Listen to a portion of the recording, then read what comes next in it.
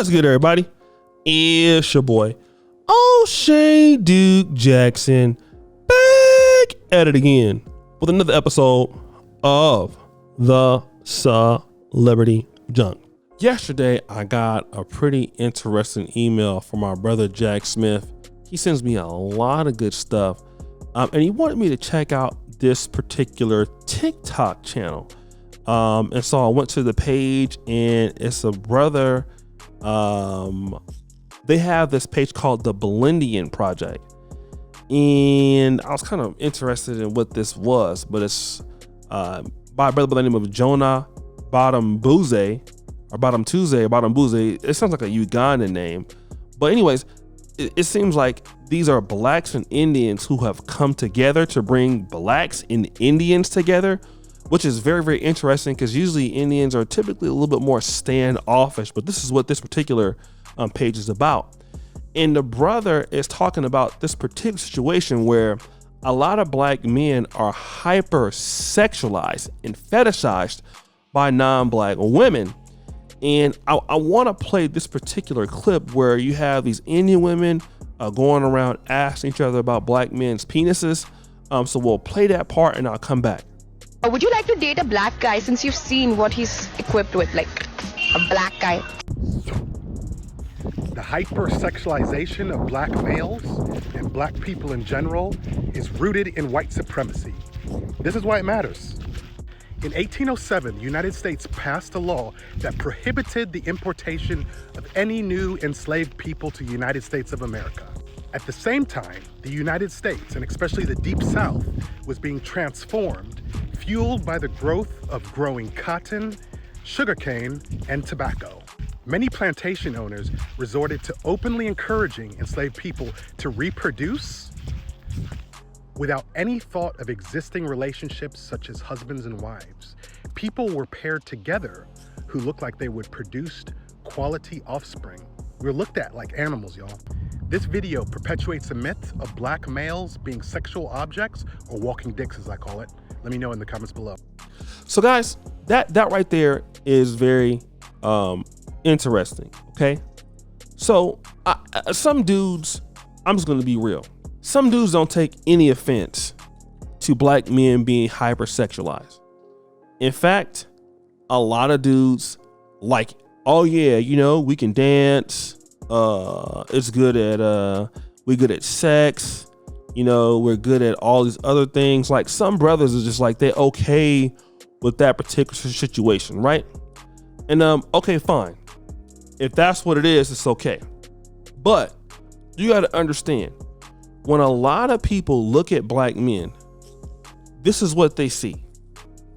They see like, okay, these guys are good for being in bed. I mean, I've heard many, even women in Poland say stuff like that. You know, they're good at, you know, dancing, sports, dunking basketballs. But now, when it comes to you being competent, when it comes to you being a leader, able to do things, it's bad, right? And the thing about it is, like, that's a part of what black women have to say about black men. Sometimes that tends to be a stereotype with some truth in it. Black men should have more pride in themselves to point out the fact that, listen, we have professionals too. We have guys who build businesses too. We have guys who are educators too. And you just can't sit there and measure our penis and say that's the one thing that we got. Oh yeah, you know, I say you're a girl because I could do something in the bed. That's the problem that Reverend C.L. Franklin was talking about in the 60s about black men. The only thing that the black man people believe he can do is have physical characteristics and achievements and good in bed. But now if you look at him as a thinker, to be an intelligent, you're not operating like that. But if you think of the Indian man, or you think of the white man or the Asian man, you're thinking about somebody who uses their brains, who uses their minds, who's developing their people in their community. And black men have to take a cultural shift from that to get some respect in the world. If you want respect from, let's say, your political parties, Well, when you have that stereotype about you, and I understand that they used to breed black men and black women in the days of slavery, I get it. But if that's what your stereotype is, and you tend to be okay with it, well, what happens is when people want to come and get the black vote, they don't even come and talk to you. They come and talk to black women.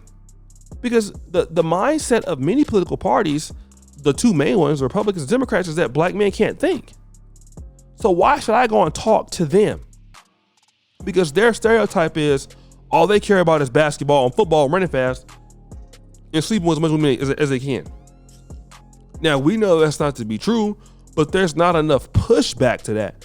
We have to make people start to respect the things that we do. That's why I try to bring a lot of times brothers on my channel. I don't do it so much as I used to, but just black men who are doing very well, to bring in light to black men who are doing good. Because the everyday black man is in the workforce. Believe it or not, if we were just that dumb, we wouldn't be 20% of the military, or we wouldn't be big parts of police forces in places, or we wouldn't be big part of specialized parts of the economy, right? But we don't look at that. So a lot of times I want to ask, when women are dealing with us from other communities, what are they looking at? Are they dealing with black men individually, saying like, okay, well, this individual black man reminds me of my, my father or whatever? Or when they look at black men as a whole, are they looking at black men like, okay, yeah, these are the guys that we can like have sex with, but now outside of that, they're not going to give us anything. They're good to hang out with, but they're not going to give us anything. Look at Jeannie Mai. She said something very similar. She looked at black men as a sexual option for their time only, but as far as, expecting them to be a husband or to be a leader or to be fathers, that's something you can't expect. And a lot of times black men don't have a problem with it because it leads to one of the permanent interests, which is having sex. Like, oh, okay, well, shoot, if you think that, I'm just being fetishized, like, I don't have a problem with that. It's sex, But that's the situation. It has to be a problem with that. It has to be an issue with that. It has to be, guys, because, in order for you to get respect in the world, people have to know, hey, look, all of our guys ain't rappers. It's important, right? Because your son, what if you have a son that's a black man and somebody just stereotypes him because, oh, he's gonna be a football player. I remember I was coming home from DC one time and the guy was like, yeah, so what are you doing? So I'm like, oh, I go to college out here. He's like, oh, what position do you play on the football field? And I don't play any position on the football field. I'm not a football player. But because you're black, you're automatically thought as you're a football player.